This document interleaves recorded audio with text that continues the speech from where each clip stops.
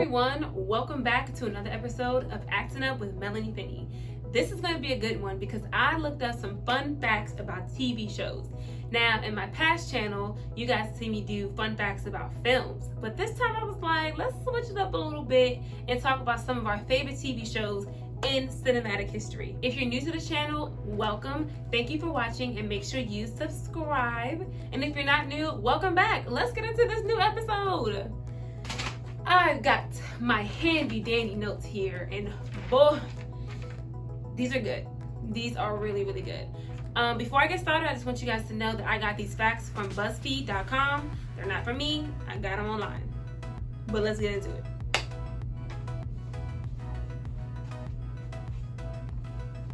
So let's start with How I Met Your Mother.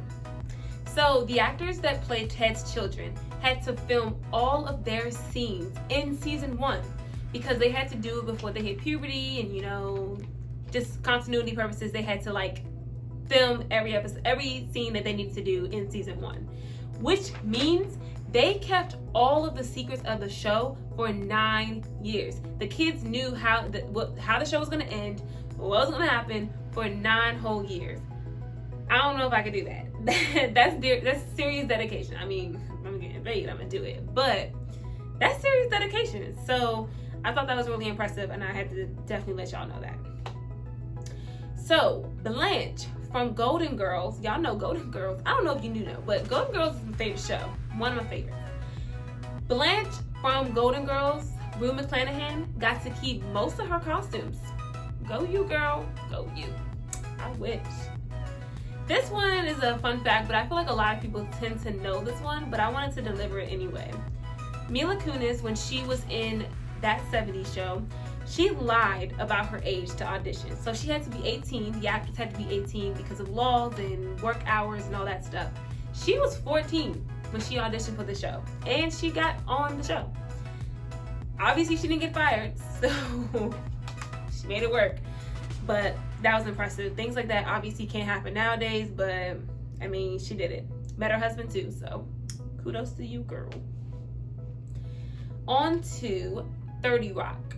So Donald Glover wrote the infamous song Werewolf Bar Mitzvah. He's amazing. I mean, Donald Glover's amazing. Period. Should I continue or what? Okay. This one was really interesting to me. So on the Brady Bunch show, the kids' bathroom did not have a toilet. If you ever notice, and if you ever go back and watch the show, their bathroom did not have a toilet. And that's because the network censors didn't want toilets to be shown on TV shows back then. I don't really know why that made such a big difference to them, but they didn't want toilets shown on TV shows back then. On to the Jeffersons. So Marla Gibbs, who played Florence, she kept her job at United Airlines for 2 years while she was filming the show. She worked in customer service, and it was kind of cool because a lot of people would recognize her voice, in the airport, from the show. So I thought that was interesting because a lot of people don't realize that just because you make it to a TV show, you might not be balling the way you think actors are balling. She kept her job. Mind you, she could have kept her job just because she really liked her position, which is probably something I would do with my rearrange business or teaching. But she kept her job for 2 years just to probably have that financial stability. So I thought that was really dope, and I think that's a very real thing that a lot of people should know, that some of these times these actors are keeping their real day jobs because you never know. The show could get canceled. That's usually the main reason why you get kicked off a TV show, but you never know, and I thought that was really cool to learn that she kept her job for 2 years. All right, in Married with Children and Modern Family, Ed O'Neill's character is reading the same newspaper. So I thought that was interesting. I used to love Married with Children. I don't know why I used to love that trashy TV show, but I just thought that show was so funny. And I thought that was interesting that either he kept that same newspaper or they found the same one, but that was dope. Okay, this one was really, really cool. So the composer of Seinfeld would tweak the opening theme music for every new episode. Every new episode. That was dedication. And that was honestly very creative. Who would have ever thought to do something like that, to go back and change it? Because it's like you're watching a new show every time, in a sense. So I thought that was really, really cool. So when I Love Lucy first aired, it was sponsored by Philip Morris cigarettes, and that's why the characters always smoke cigarettes in like the first few seasons, because they were sponsored by a cigarette company. This one kind of hurt me a little bit. It made me kind of sad, but Jim Carrey auditioned for SNL a lot of times and he never got hired. Well, he auditioned to be like a cast member on SNL and he never got hired. That makes me sad.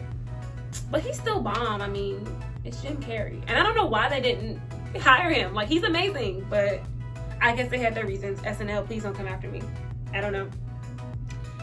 Okay. Ooh, this one was really cool. So the show Buffy the Vampire Slayer was the first show to ever use Google as a verb in their script. That was cool. That was really cool. On to the next one. Oh, so Debbie Allen, who was the producer and director of A Different World, also a Howard University alum, she made sure that her writing staff would go on field trips. Actually, she would take her writing staff on field trips to Morehouse and Spelman College so that they could actually see like the HBCU experience, so that they could be writing it from real life. I mean, of course they didn't go there, but she would take them around campus and actually let them see what it was like to be at a historically black college, and that's where they got a lot of their material from when they were writing the show. That's dope. And I really wish, and I hope, I don't know what a lot of writers do, but I really wish that that was a thing, especially for people who are writing about stuff that they don't know, but they feel compelled to write about it. I think that's one of the most amazing, smart things to do.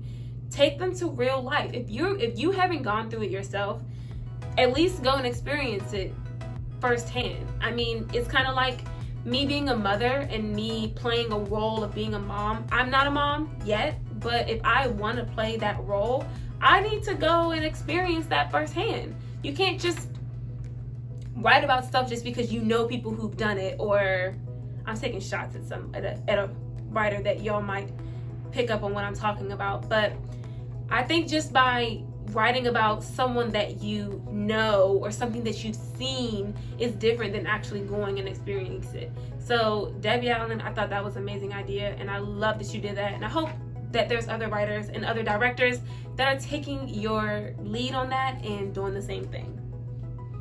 That's my little tip for the day. Oh, okay, so on The Cosby Show, Whitney Houston almost played Sandra, the oldest daughter, but she wanted to pursue her music career, so she politely declined the role. That would have been interesting, but it's all good. Phyllis from The Office. First of all, these are two fun facts. Did you guys know that Phyllis on The Office, her real name is actually Phyllis? It's Phyllis Smith. That's her real first name. That's one. And two, she got the role of Phyllis Vance on the show by being an assistant casting director, and they really enjoyed her table reads with other people when they would come in the room, so they ended up giving her the role as Phyllis Vance on the show, which is one of my favorite shows of all time. But I also think that's cool. That's something that I would love to do, actually, is work in casting, like work in as a table reader, because that's a really good way to like scope out the competition, and it's a good way to see how the casting directors are casting and what exactly they're looking for. Then you get comfortable with the script, then you just turn around, come in for the audition. So I thought that was cool. I thought these fun facts were like really dope. I don't know about y'all, but I was like going through online like, oh, that's good. Oh, that's good. Okay, I see you. So I hope that this was enjoyable for you all, because it was definitely enjoyable for me. And if you guys want me to do a part 2, I will. I did 2 parts of the fun facts about films, and I had so much fun, like so much fun looking that up. So let me know and I will do so. I hope you guys enjoyed this video, and I will see you all next week. Come back and act up with me some more. Bye.